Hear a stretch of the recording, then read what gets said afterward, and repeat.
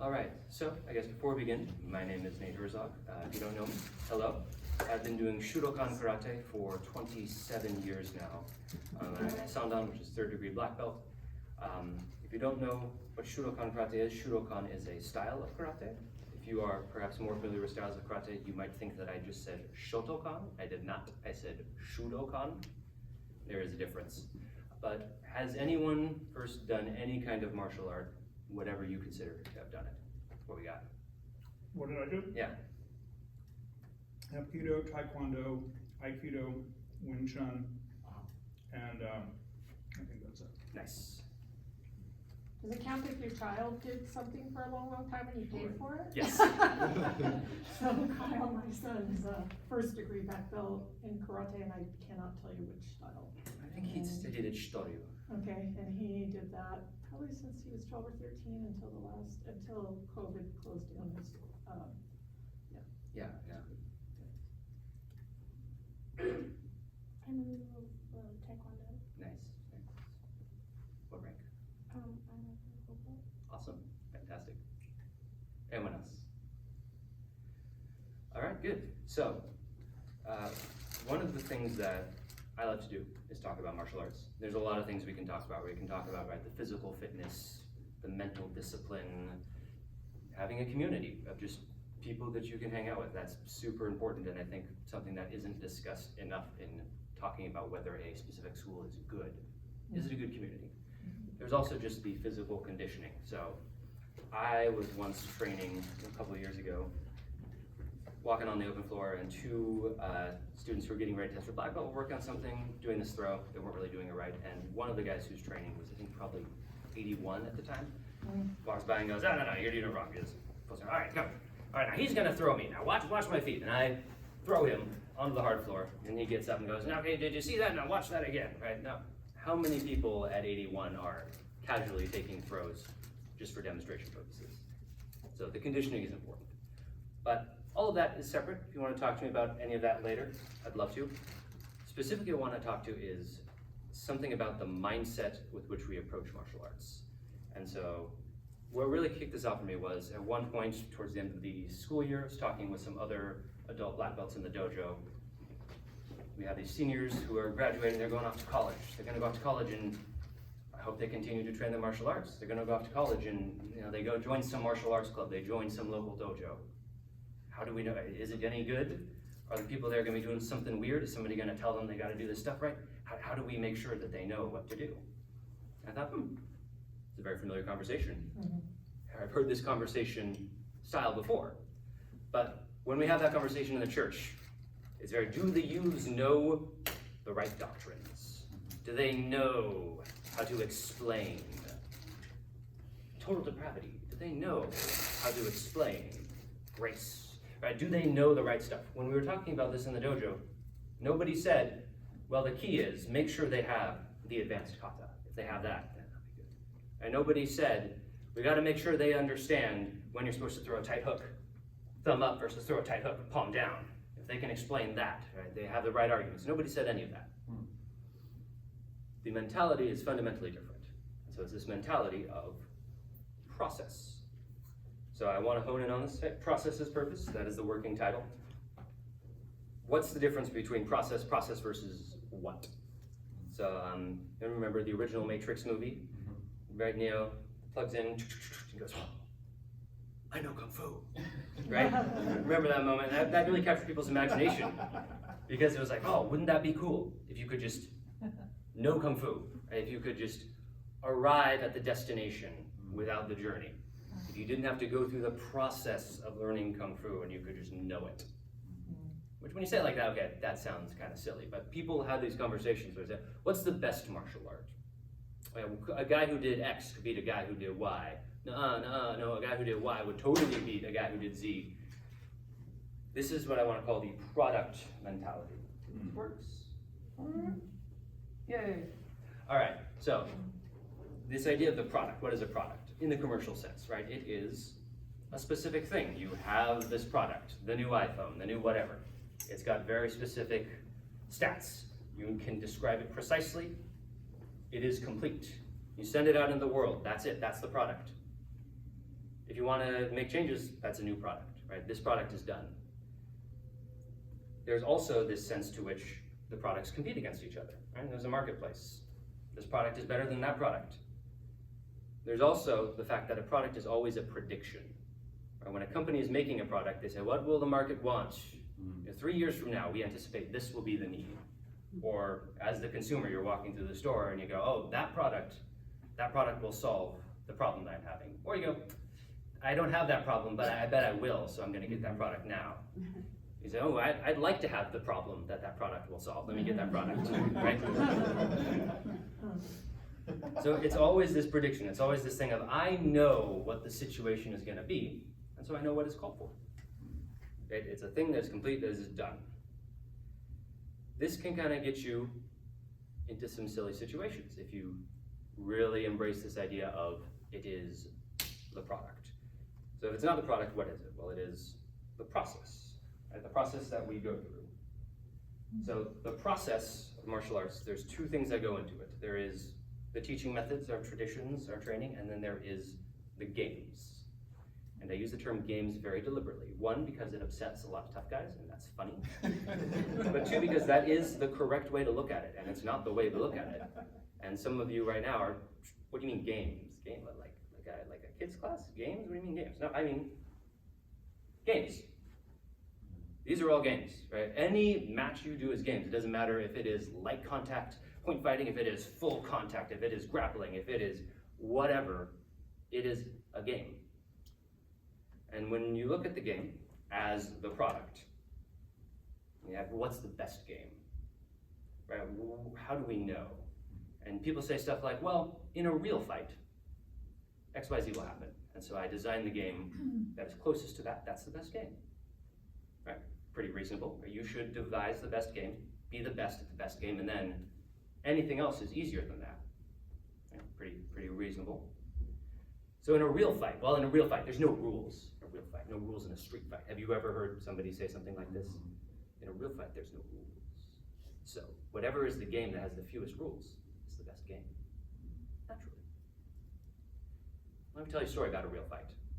I was at an extended family gathering, and a distant relative came in, already intoxicated, got more intoxicated throughout the evening, and he started making some comments.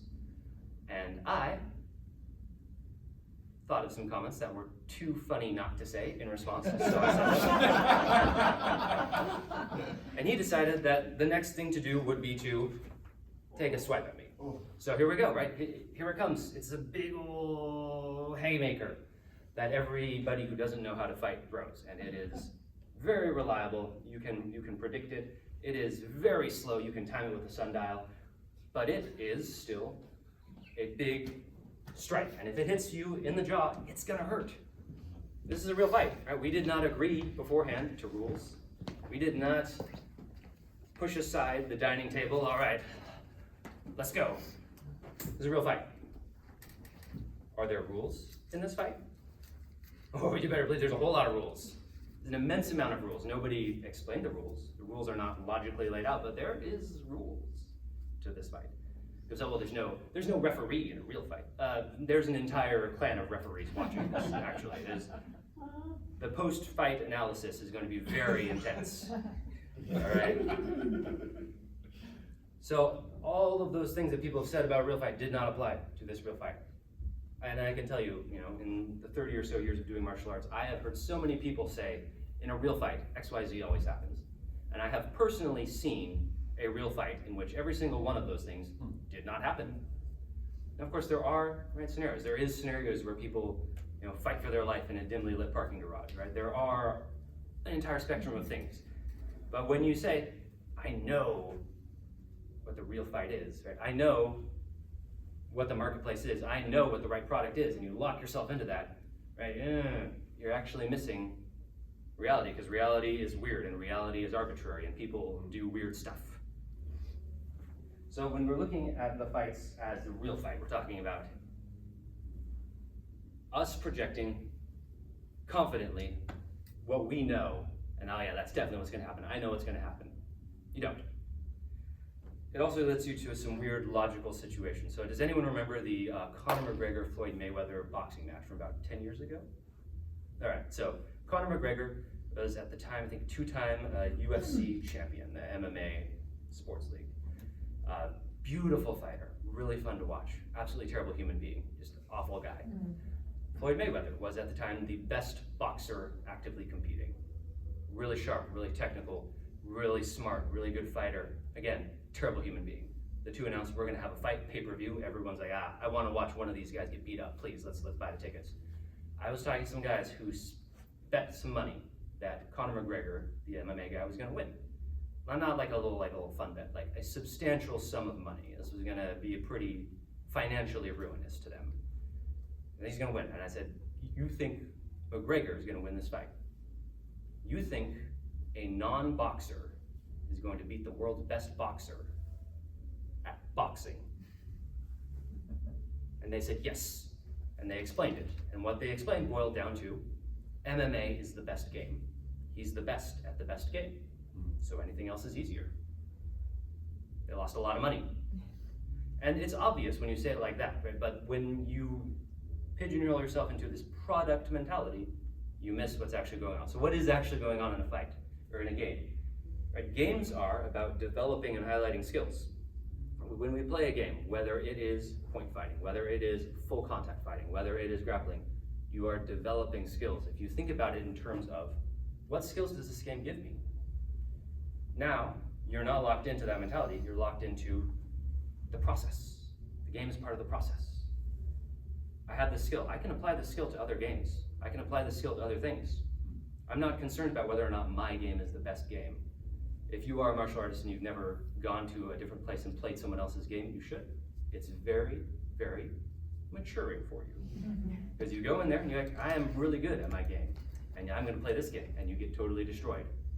And then you have to decide, how will you process that? Will you say, this game's dumb? Just even dumb, you're all dumb. Or maybe sometimes the inside out version where they go, oh no, the previous game I was playing was dumb. This must be the ultimate game. I gotta play this game, and I throw all that away. I focus on this game now, until the next game comes along. Right? Or do you say, hey, I have skills I can apply to this game, but also, this game trains a different skill I don't have. Fantastic. I can learn a new skill. I can learn a new thing. I was once training some capoeira, which if you're not familiar, is a Afro-Brazilian martial art. If you look at it, it looks like a couple guys having a breakdance battle while everyone stands around in a circle. And that's the point of it. The point of it was that the Portuguese slave owners wouldn't know that they were training this martial art. So it's very rhythmic, it's very dancey, it's very flowy. These are all things that I do not have. I cannot dance at all to beat, and I was very bad at it.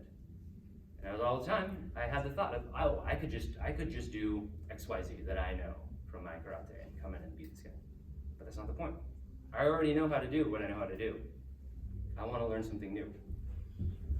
So when you correctly center the game as part of the process, instead of being locked into the one thing, you're able to learn. So that's what I just want to say about games real quickly. Oh, one more thing, rule changes. Games have rules. You, as the game player, do not control the rules. There's some governing body. Rule changes can have dramatic impacts on games. And you can see people who, this game is it, this game is the product, this game is the thing, and then the game changes out from under them. So a very simple example, boxing. Queensberry rules boxing, Western style boxing. If you look at bare knuckle boxers, right? You picture bare knuckle boxer, right? He's got, he's like this. You picture a modern boxer, right? He's up in here like this. What's the difference? Did we have some revelation about how punching works in the last 100 years that nobody found out in the last 10,000? No. It's just that they're wearing gloves. That's the only difference. If you're not wearing gloves, you gotta be very careful about where you punch someone. If you punch someone in the side of the head with a bare hand, probably your hand is gonna get more damage than their head. Can't do too many of those fights. So bare knuckle boxers, very judicious, a lot of hits to the body, a lot of trying to keep the distance, waiting for that perfect hit to the head, trying to preserve their hands. And if you've got 16-ounce gloves on, who cares, right? Slam that thing in there any kind of which way. What's more is if you've got a glove on each hand and you turtle up like this, you can absorb a lot of hits. Very easy to do. So this is where you start as the beginner, and then maybe if you're good, you focus on the head movement, the bob and roll, and all that stuff. That is all due to just this one rule change of, now there are gloves. Taekwondo, great example. There is old school Taekwondo before it got into the Olympics, and then there is Olympic Taekwondo, like we do now. They are different because the Olympic Committee is now the highest governing body for Taekwondo, not the Taekwondo Federation. And they says, you're gonna do things this way. And so they are. Whether or not it's better or worse is the wrong question. The question is, what does this skill teach me? Right, so that's the games, enough about games. Let's talk about the other part of it, the teaching methods, the teaching traditions. So all martial arts come from some kind of context. I'm going to talk about karate because I'm a karate boy, but also because most martial arts follow a fairly similar trajectory. And even as we're talking about karate, you will see the story of karate is not the story of karate only. These are not martial arts that just emerge from the mists of history as a product fully founded and realized. There is a constant back and forth, a constant conversation. So let's set the scene. Year 1600. We got Japan right here. Japan in the middle of a civil war being going on for 200 years over who gets to be the shogun, the supreme military dictator. We need a supreme military dictator because of the emergency. Don't ask questions. So within this context, who's doing martial arts? Well, aristocrats, professional soldiers, often those are the same thing, and anyone who is able to set aside enough time to train full time, right? When you're doing this, you're not doing it like we do now, 2 to 6 hours a week. This is your thing. This is your life. So that means soldiers and sometimes monks, because the different religious institutions are responsible for their own protection. So within that context, you can't really shop around, right? You can't pop up and say, hey, I'd like to try the 1 month trial, please. So the way the Japanese conceptualize martial arts is just sort of these giant grab bags that they call such and such jutsu, techniques. So kenjutsu is battlefield sword techniques. You got your armor, you got your sword, you're in the battlefield. Every different clan and region and thing is gonna do it slightly differently, and nobody's shopped around, so there's no sense in trying to compare them. There's just, as a concept, kenjutsu. They got kenjutsu, they got kenjutsu, we got kenjutsu. Whoever is alive, well, I guess he's got the best kenjutsu. There is also jiu-jitsu. Jiu is often translated as yielding. It's basically grappling technique. So when you're wearing your armor, if you lose your sword, you lose your spear, what are you gonna do? You're not gonna punch the guy. He's wearing armor. You got to throw him onto the ground. And if you hit the ground in a battlefield melee, that's basically a death sentence. So throw the guy to the ground, that should be good. If that's not enough, maybe you get him into some sort of an arm lock, joint lock, force him to surrender, or keep him busy enough that you can pull out a small knife instead of. But that's what jiu-jitsu is about. And again, everyone's got a way of doing it. No sense in comparing. There's just sort of this amorphous blob. So what happens in 1603 is a guy named Tokugawa wins the civil war. Congratulations, you are now supreme military emergency dictator. Just for the duration of the emergency, it's okay, it'll be fine. And you don't get to be supreme military dictator without knowing a couple tricks. And he knows that now the target's on his back. And everyone who backed him in the Civil War is going to stab him in the back as soon as they can.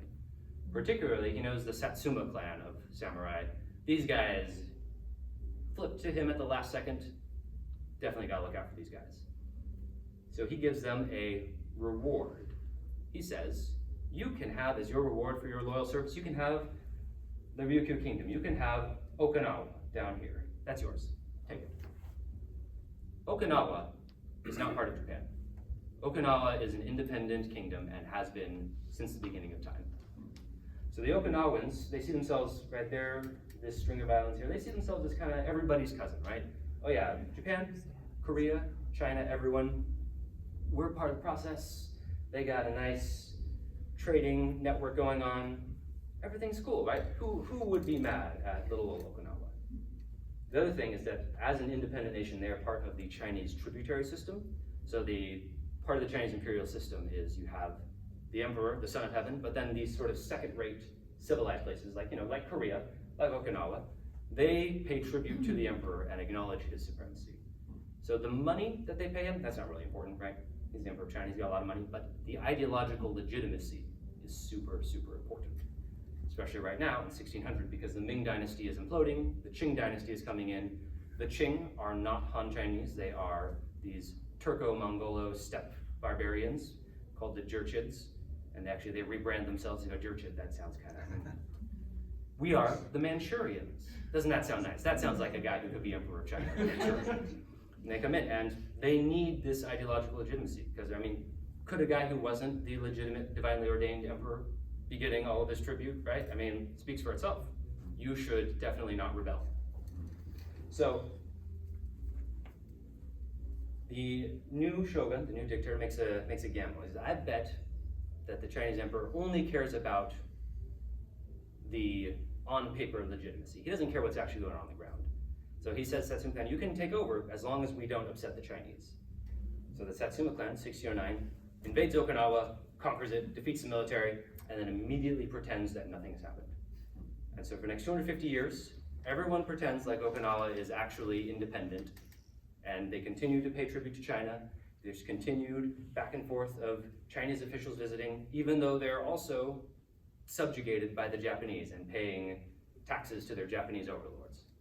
So the Okinawans are getting double taxation. They are prisoners in their own homeland. They are forbidden from having weapons. They are forbidden from doing any sort of martial training. And in this context, the Okinawan Royal Guards have to figure out how do we do our job, right? We're supposed to be protecting the king. We're supposed to be the elite military corps, and we can't have weapons and we can't train. What do we do?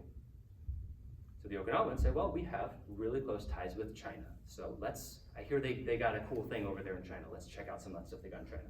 So throughout this period, there's a constant back and forth of Okinawans traveling to China to learn different martial arts, Chinese people visiting Okinawans, bringing martial arts, and the Okinawans call this, in the Okinawan, it's Tode, or sometimes translated as Tangte, which means Chinese hand. This is karate. It is the Okinawans learning from Chinese martial arts and incorporating that. Also, as a side note, if you've ever seen some of the different traditional Japanese martial arts weapons, the nunchaku, the tonfa, right? These things, people often look at them and go, I don't get it, right? Okay, so it's a stick chained to another stick. How is that a good weapon? How is that? Then people tie themselves in knots trying to explain why this is a good weapons platform. No, it's not about that. You're not allowed to have weapons. So if you go to your regular sort of strip mall sensei and say, why the nunchaku, why these things? They'll usually tell you some story like, well, once upon a time there was a peasant working the fields with this agricultural tool, and then an evil soldier, an evil samurai came and they took it up and fought with them. And you go, that doesn't really make any sense. It doesn't. It's not supposed to. The point of these things is not that they are real or that they are the ultimate fighting weapons. It's that they fit the context of the time. You're not supposed to have weapons. So if a soldier stops you and says, hey, you've got a weapon right there, you can go, oh no, this is a handle for my manual labor stuff. You don't want to hear about it. So I say this because all martial arts always have a context. People go, oh, well, in the olden days, there was no rules, no laws like there is now. There's always rules, there's always laws, there's always circumstances. Everything has a context in which it fits. Right, so we talk about modern day. I know people who say, well, I don't need to learn martial arts because I carry a gun. You know, okay. What happens if somebody is, already this close to you? So I wouldn't let anyone get that close. Bet the grocery store looks real weird for you, huh? Like there's always what's acceptable and what isn't. So within this context, the Okinawans, they're going to China. They're learning these Chinese martial arts. A huge part of what they learn is what in Chinese called taolu. If you're doing taekwondo, the pomse, it's the kata in Japanese, and forms often in English. I'm going to say kata because that's sort of the generic term for it, and also because I'm a karate boy, so I'm going to use karate terms. So what are kata? Why are kata? Kata are these solo performances of moves. It is a composition. They might be about 60 moves or so. Usually they last maybe a minute. They're composed on a subject, and they give you practice of doing the things. So punches, kicks, but not just a random selection. There's intent behind it. Why? Well, there's three things that go into it. So one is just practical curriculum. So this is a kata called empi, elbow, and you can see how it's diagrammed out here. And this is hard to follow. I know this kata. I can barely figure out what's going on here. It is really difficult to communicate martial arts stuff. And this is, friends, back in 1600s up through to the 1800s. And there's no videos. You can't be like, hey, what's up, guys? Today we're watching my top 5 kickboxing tips. Subscribe for more. Right? There's none of that. You have to be able to have some sort of way of containing the curriculum. Well, you've memorized this kata. That is the basis of your curriculum. You got it. The other thing is that this stuff tends to be pretty secretive. So back to that thing, right? Who's learning this stuff? Aristocrats, professional soldiers, monks. I don't want everyone to know this stuff. I don't want to write this down. Also, for the Okinawans, they're not supposed to be doing any of this under pain of death. If they write down an extensive library and somebody finds it, you're in trouble. So it meets the practical demands of the time. As well, there's linguistic barriers. So this is a time where you go 3 towns over, you can't understand what people are saying, let alone go to a different country. The moves speak for themselves. So there's this idea. There's also Confucian ideas about how learning works. If you want to go really deep on Confucianism, I did a Canterbury house on Confucianism before, so you can go watch that. But the important thing to know is there's an importance of ritual as shaping ourselves. So performing set ritual in Confucianism is not just about you do this ritual because it is the right way to do it, but because of what it does to you. Rituals shaping our desires and our impulses. Last thing is this Zen idea of inquiry. So within Mahayana Buddhism and Zen Buddhism specifically, enlightenment is not an external thing. The real enlightenment was inside you all along, and you are holding yourself back from enlightenment. You're not going to simply batter down your mind with pure reason. You gotta kind of sneak up on yourself sideways. So within Zen, there's a whole lot of things that might seem esoteric. There are these things called the koans, or the Zen motto, some of you have heard of. They're sort of often called riddles or parables. Kind of the wrong word. Riddles have an answer. Parables have a moral to the story. Zen motto are more like weird stories that go nowhere. The point of them is not to get the answer. The point of them is to come up with an answer, and then how'd you get there? Why'd you get there? These weird stories force your mind off of its comfortable pathways, and you gotta kind of do something that you hadn't considered before, which is where you can get to the enlightenment. So there's this idea of the importance of the subjective inquiry process. I want to emphasize, this is not a Zen ritual, right? This is an idea about how learning works, similarly to how Western philosophy, we've got Greek philosophy, and I've got not only the Greek philosophers, but the Enlightenment philosophers, René Descartes, David Hume. And I know some people say, well, yes, I have Descartes, I have Hume, and I say, none of this works. It is only the mind. It is only pure rationality. None of this Eastern mysticism stuff. So, okay, how about some science? 2007, Harvard University Department of Psychology, Drs. Langer and Crum, they did a study taking 8 hotels in the Boston area, 84 of the housekeeping staff. And part of the pre-take questionnaire was, how much exercise do you get? And all of these 84, they all said, I don't get any exercise, of course, I'm so busy, I'm working hard all day, I don't have time to go to the gym, go for a run, blah, blah, blah. So within that group, half are the control, half are the experiment group. For the next 4 weeks, they all did the exact same housekeeping duties, no change. But the experiment group were given another separate session where somebody came in and explained to them specifically how what they were doing already was exercise. So you're lifting that bucket of water, that bucket that's X number of pounds, that's like doing this. Right? When you're pushing the cart, that's like pushing the sled. You do that at the gym. This is like doing this machine. That is like doing that exercise. Ways to conceptualize each of the things that they were doing. Other than that, no change. 4 weeks later, what do we have? For the control group, no change. For the enlightened group, better measurable health outcomes across the board. So not just weight loss, not just lower blood pressure, right? But we're talking, better BMI, better fat to muscle ratio, right? More healthy cholesterol, all of these things. The only difference was they understood what they were doing. So this is something that, if you've read René Descartes and you think that you are a brain inside a machine, you'd go, that doesn't make sense. But this is taken as given within the Confucian and Zen philosophy sphere. The idea of you're doing these kata not just I am getting practice doing a punch, but you're getting practice for the fight. Right, so I would like to show you a kata, and as always, in the grand tradition. In the grand Is this tradition. where Jeremiah gets thrown across the room? I actually would welcome that. I trust Nate. Okay, I think it should work. So, It should work. If not, he's gonna throw you across the yeah. room. Forget the demo on YouTube. This is a kata called Shinpata. This kata, usually it's translated as short mind waves.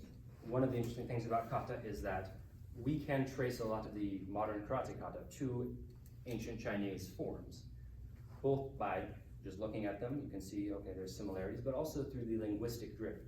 So these kata all have Japanesey names, and when you usually learn, your sensei tells you, this kata means this, and you go, okay, that makes sense. Once you know some Japanese, you go, no, it doesn't. Hang on. And the reason for that is because they aren't named in Japanese. They're named in Chinese, into Okinawan, into Japanese. And so then once you start doing the linguistic backtracing, you can kind of see how these things go together. This stumped me for an absurd amount of time. I should have realized it. Yeah. So this kata means short mind waves. The idea here is awareness, not just awareness, but anticipation and preparation. So a lot of people say, oh, I have instincts, I can tell, right? The vibe, I can feel it. And so it's like, okay, what makes you think that your instincts are good?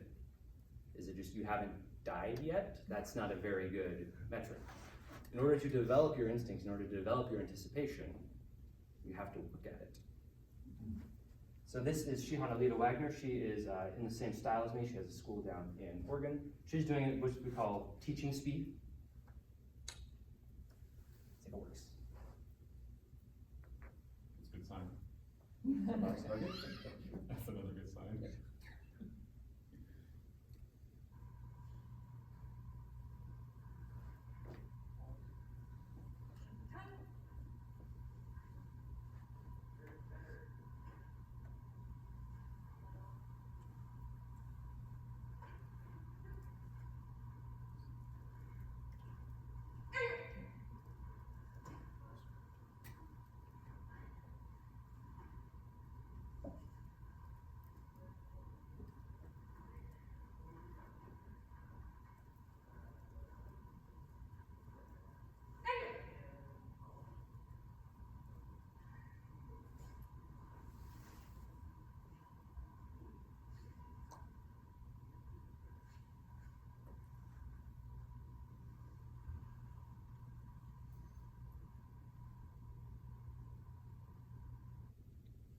So one of the things about this kata that makes it unique from other kata is the way it anticipates directional changes. Most kata, there's a start, usually they open to the left, and you have a head snap and then a direction change. So you're here, you look, oh, there it comes, bam, bam, bam. You're here, you look, oh, there it comes, bam, bam. This kata, every time there is a directional change, it is presaged by a loading move, a move to anticipate, right? Demonstrating, it's not just, there's a thing coming, oh, I see it, now I react. It's about anticipating the thing coming. What is the first move of this kata?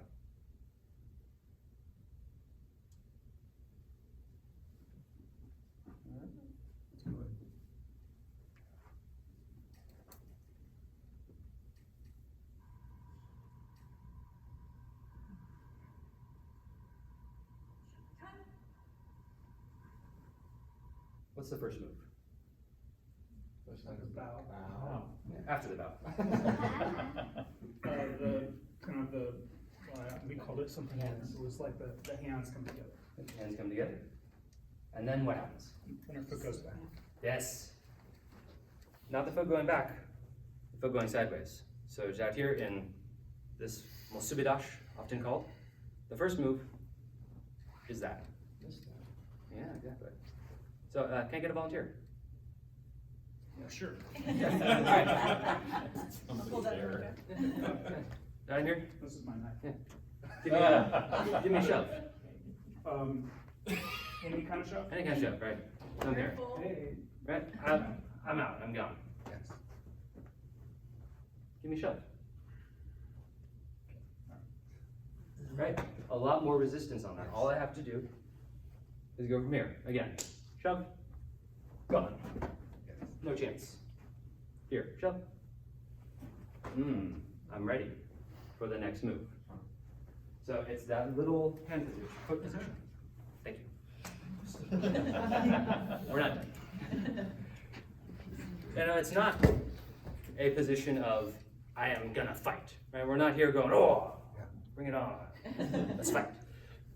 It's getting prepared, but if nothing happens, nobody knows, right? Nobody knows I'm over here ready to do some karate. I'm just standing. I'm ready, but I'm just standing. And that's part of the idea of the anticipation and the preparation. All right, next video. We put the videos in the PowerPoint, as always, didn't work. What did you do? And go to the other video of Shida. This one? Yes, this one. Nice. So this is a little more full speed.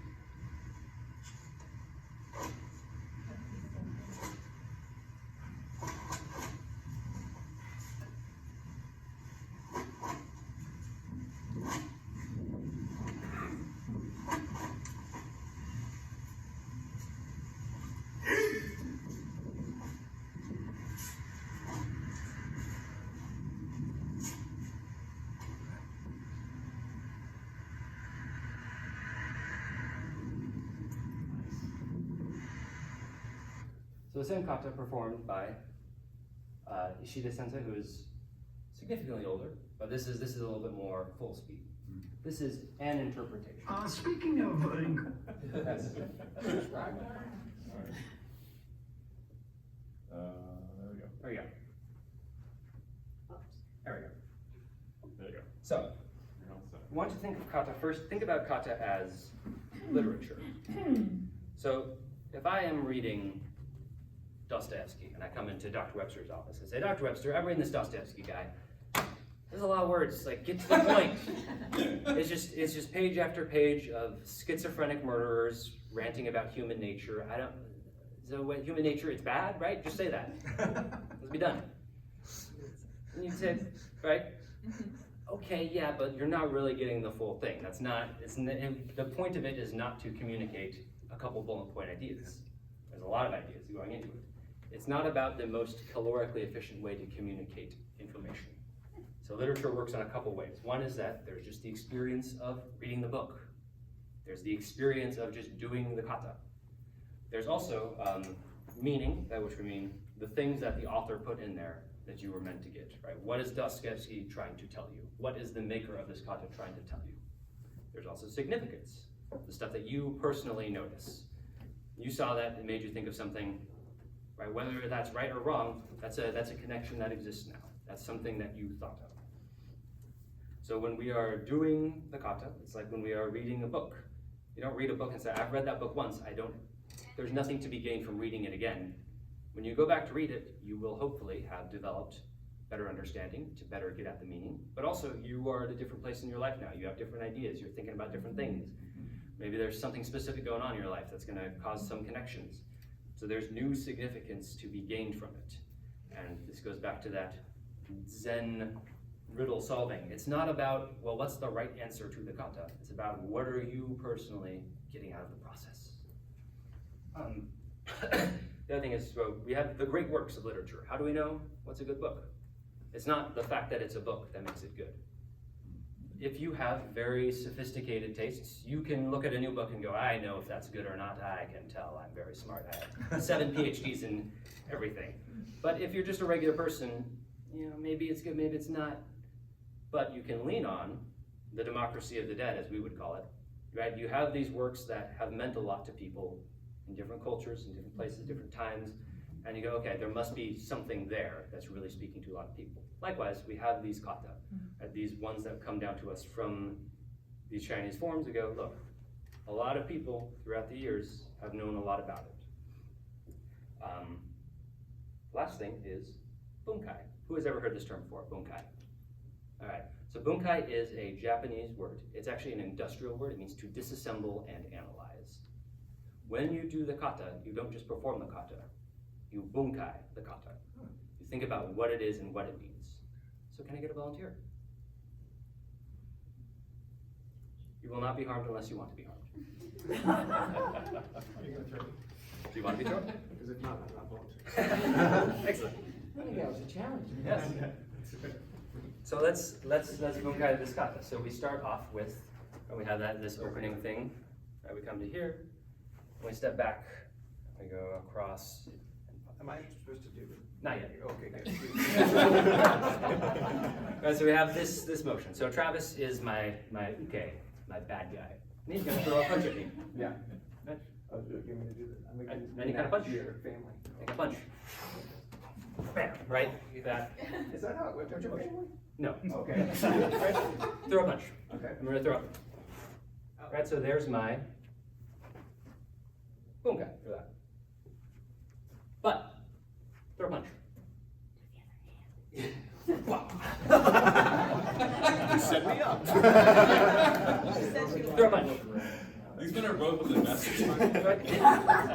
So this time, instead of coming this way, I went this way.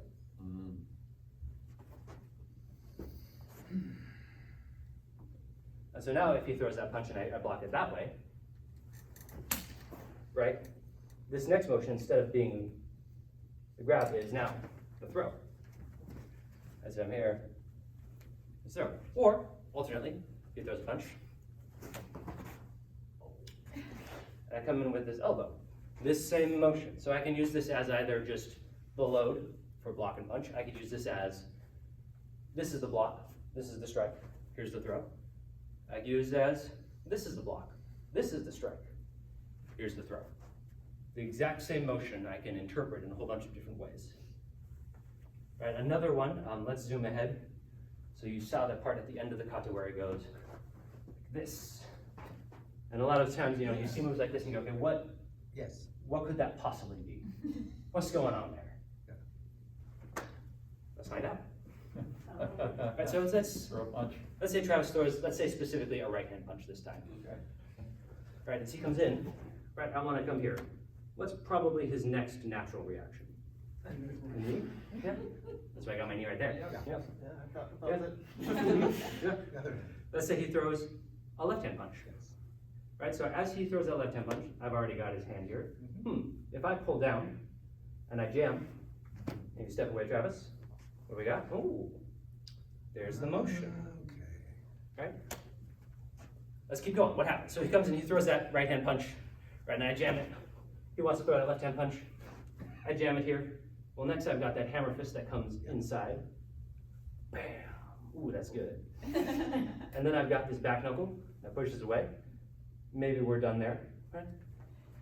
But what happens next in the kata? We go here, here, here, and then we turn into this nekoashidashi, the cat Now get stance. him, Travis. Yeah. So I turn, right? As I turned away. It's done. It's over, right? He comes in with the punch. Yeah. Can I go left hand now? Sure. We can switch it up. So I come here. Bam. He comes to the right hand. Yep. Right. I pull it down. I hit him. Bam. Bam. And next I'm going to turn the other way. Okay. What happens now? If you've ever done judo, that is the, I forget the judo term, but that is a classic judo throw. Yes. Slam. Foot out, front foot unweighted, there's the throw. So that is not the bunkai. The bunkai is not the product. The bunkai is the process.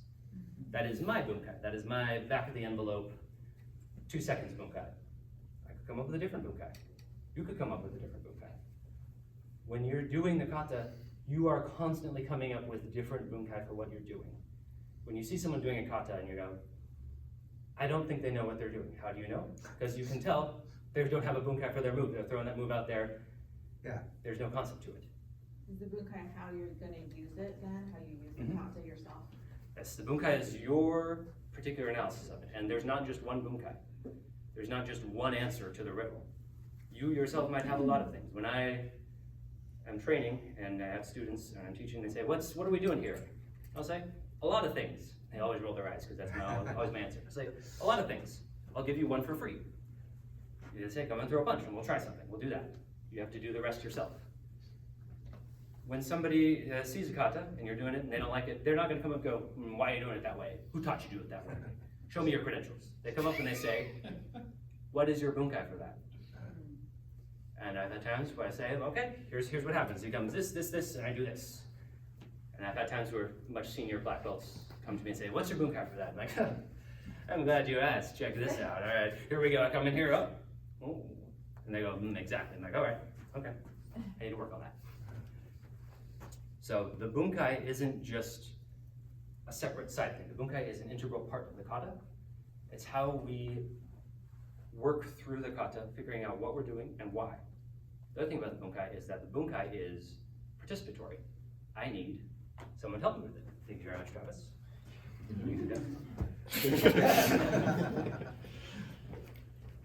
Right, your bunkai is only as good as your attacker is. You have people who, they'll come up and they attack, and then, as soon as you do the sweep, they flop on the ground. Okay, well, does that sweep work or not? I have no idea. You just fell over when I pushed you, right? Your attacker has to make it work. You see all the time where people are drilling bunkai back and forth, and over time they're supposed to step in and punch to the chest, and and it gets blocked this way, and then it gets blocked this way, and over time they're just going over here, right? They start throwing that punch pre-blocked. And you walk by students, you go, why are you defending at all? He missed you, right? Just stand there. He punches over there. You didn't have to do anything.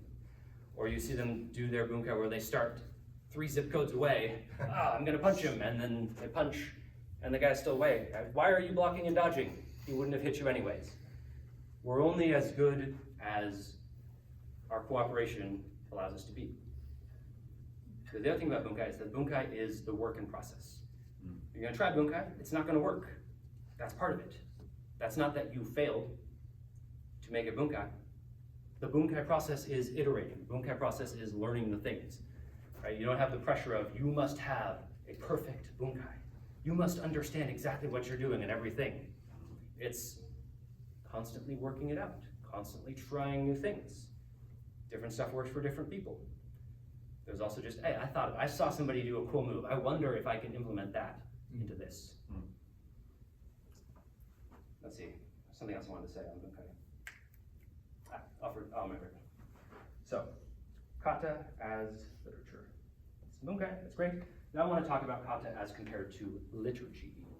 So there's a thing in kata called embusen. Embusen is the shape that your kata makes on the floor. So this is the embusen of a set of kata called the pinans, or some people call them the heians, if they're shotokan, and if they're wrong.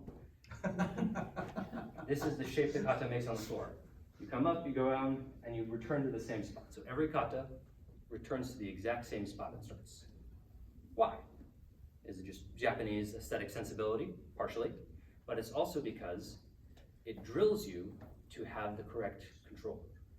The kata are not symmetrical. They're fairly symmetrical, but they're not exactly the same. So in order to end up in the same spot you left, you need to have an acute understanding of all of your stances, all of your positions, all of where you're going. Right? The way you can test that is, did you end up in the same spot that you returned to? There's also this idea of how you want to think about the shapes in the floor. It's a little bit more complicated, a little bit more inside baseball, and you can do a lot of levels of analysis with it. There's also this idea of constraint. So when you're doing the bunkai, so often you have students who go like, well, I got to here, bam, bam, bam, oh, I elbowed him here, and then now I wanna do a punch, but there's no punch in the kata. Okay, then you don't get a punch. But I want a punch. You already know how to do what you want to do. The point of it is to teach you how to do what you don't want to do. The point of it is to force you to grow. Once you can put these things together, then you can move on to the next phase, right? So in line with the bunkai not being the product, people will sometimes say, well, what are the odds that it's going to go exactly that way? Oh, you think you can just pull off all those moves like that? To which the answer is that's not the point. The point of it is not that you're learning fight choreography. The point of it is that you're walking through this process of putting the pieces together and learning. Once you've gone through the process in a structured way, many, many, many times, you can begin to attack the process on your own. improvising, right? When the disciples say, teach us how to pray, Jesus doesn't pull out the whiteboard and go, okay, well, the elements of a good prayer. So, think of there's going to be 7 P's and 3 M's that I want you to do. Right? He just says, pray like this. That's it, right? We have also the collects, right, in the liturgical tradition. And I think we've all been in places where there's doing, free-form prayer, somebody's praying, and you can't quite get into it because you gotta watch out. What is that person gonna say?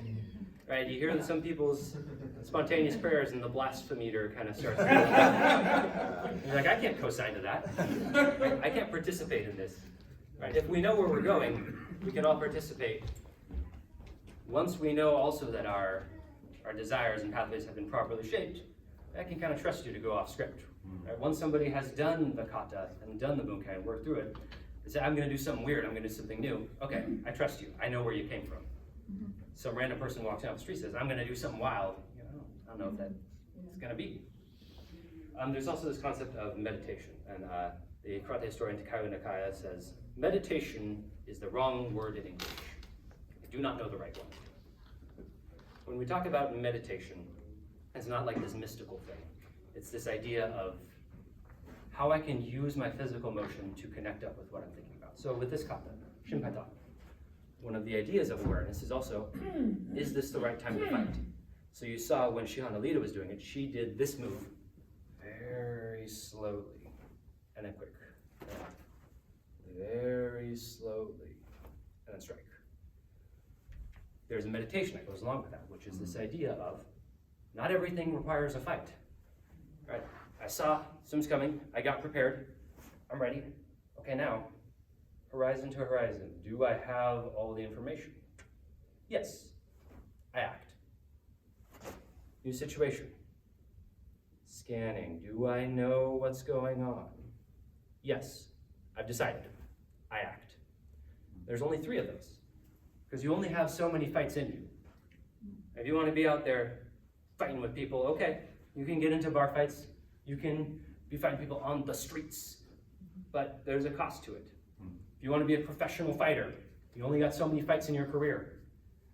Where are you going to spend those? Decide where you're going to spend those. Some things are worth fighting about, some things aren't.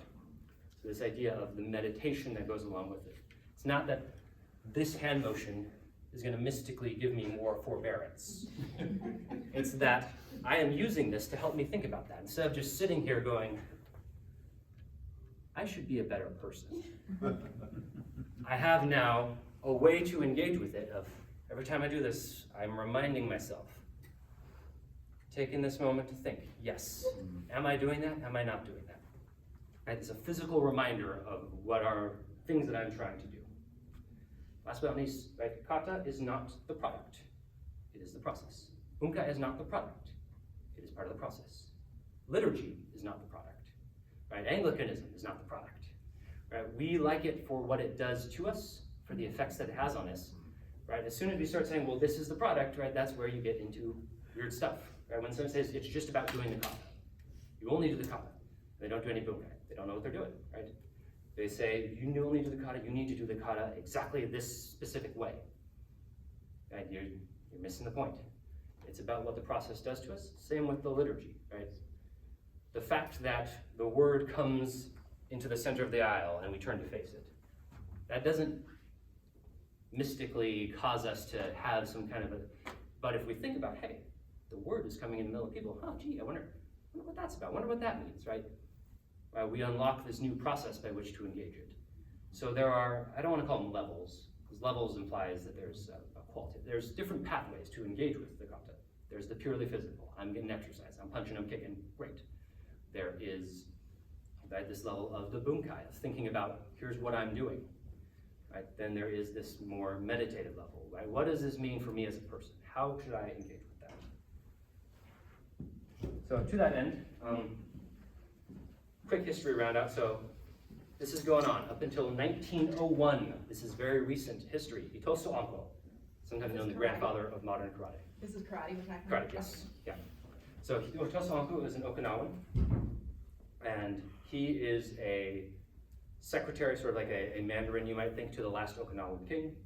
In the late 1800s, as you know, Japan is feeling pretty good about themselves, feeling like they deserve a little bit more respect, and they start trying to push out that we are a great power. We are equal to any of the Europeans, and we're not afraid of China anymore. So Japan says, hey, Okinawa, yeah, we own that. We've always owned that. Get out of here. And they officially annex it. They abolish the Okinawan government. Okinawa becomes a province of Japan. They're expanding. They're taking over other places, taking over Korea, taking over Taiwan, beginning this Japanization process. So within this, once the monarchy is abolished, right, all of those royal guards, all of those aristocrats who could spend all day doing karate now don't have any means of support. And so there's this concern, hey, all these guys are kind of going out trying to work odd jobs, trying to train. Is karate going to die out? So Itosu Anko says, we can make this a thing that everyone can do. We can go public with this. This isn't just a secret thing. This can be sort of an Okinawan thing. And his idea is this will be the Okinawan physical education for our people. We'll do it in schools, right? Give them the basics in elementary, a little bit more in secondary, moving on. This is, again, 1901. This is very recent. So I have this very complicated graph. If you can't see it, the main thing you need to see is we have Uncle Itosu here. This next line are all people who come from Itosu, but also a lot of the people on this line are also on this line. They are colleagues of Itosu, but also they are students of Itosu. This is a very collaborative process at this time. All of these guys are kind of working together and training together. Now, once we get kind of into this second line here, these guys start to form styles. And now this is my style. And part of that is, if you don't have all day to work on this, you kind of have to stay in the lines and have that framework to begin with. And so there's going to be different ideas of, well, what's the priority? And what should be the thing you learn?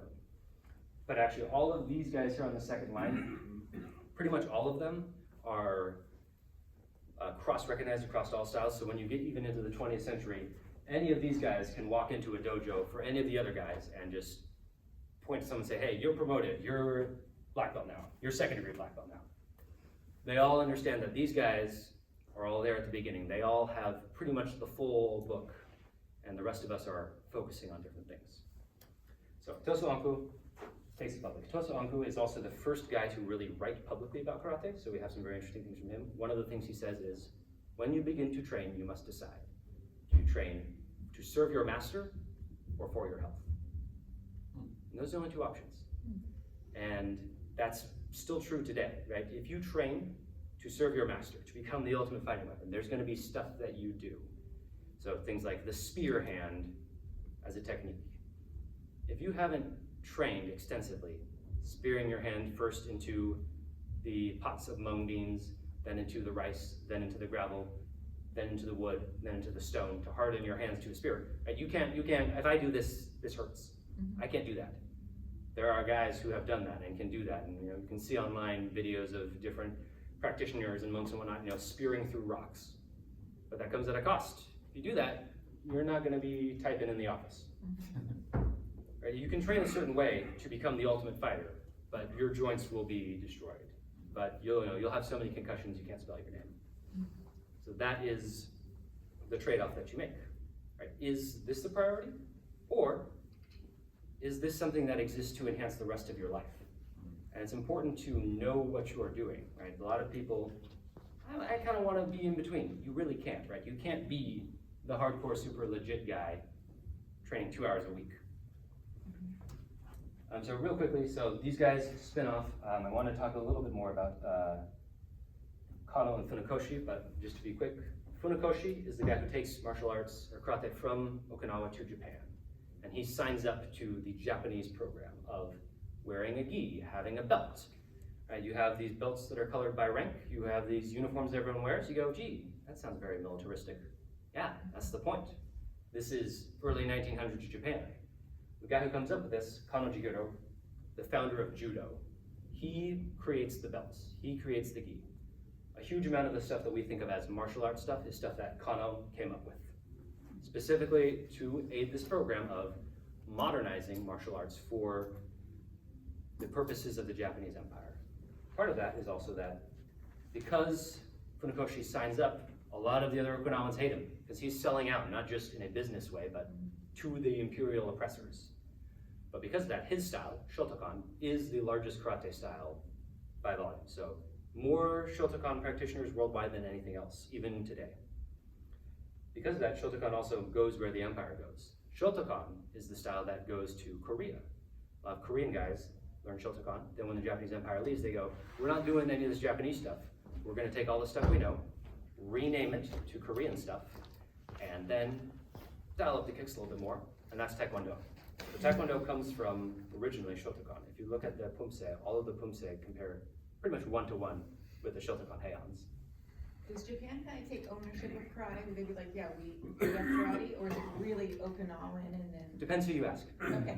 So like even now, if you train karate, go to an Okinawan school and train in Okinawa, the classroom format looks very different than the Japanese style. Okay. And people will talk about Okinawan styles versus Japanese styles. So Shotokan is considered a Japanese style, even though its founder was Okinawan, Got it. right? My style, Shudokan, is considered an Okinawan style. Would you be maybe older, more original? Yes, so generally speaking, the Japanese styles tend to focus more on the hitting specific metrics. Do you have nice deep stances? Do you perform the kata a certain way? And that's better for mass teaching. Right? Where the Okinawan style is a little bit more subjective, but it's also, you can't scale it up. You have a class of 40 people. You can't have as much individualization. And that's the constant tension in every martial art, right? Got it. Quality versus accessibility. What's the difference between watering it down and democratizing? What's the difference between high standards and elitism? Right, what's the difference between good business sense and maintaining, the core? And that's so Funakoshi, he comes out on one side of it, and is significantly more successful than all the other guys. Okay. But you might argue about that. So we don't have time to talk about the class format. This is the founder of my style, Toyama Kanken. Shudokan. Shudokan literally means karate study building. He refused to give his style a name, so that's just the sign that was outside. That's what we call it now. He traveled all around Okinawa, Fujian, Taiwan, Korea. It's very much this idea of constant progress, constant study. The thing that in my style is not about we do Toyama style, we do the style of constant study.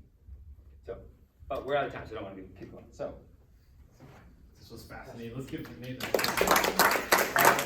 quickly, Nate is among us in the pews. If you have questions, I'm sure you'd be happy to field those. love to. I love this meditation on process and how our liturgy is a process.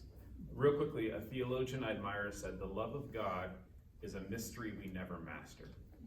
It's a mystery we never master. So if we go into it expecting mastery, dominance, control, we'll miss the meaning of it. Liam once said during the prayer of confession, I'm truly sorry and we humbly repent. You know that in the liturgy? We're truly sorry. He's like, I'm not sorry. And the way that liturgy kind of puts us into postures that we know we should be, over and over and over again, the way martial arts is this repetitive act. I think there's so many parallels we can draw. Let me close this in prayer. So Heavenly Father, I thank you for your servant Nate, for this powerful meditation on the process of martial arts and the way that we can think about following you as disciples as a process as well, as you make us fit for glory and the habits of heaven. Guide our worship as we head into that now, in Christ's name, amen. Friends, if you are able and willing, if you could take your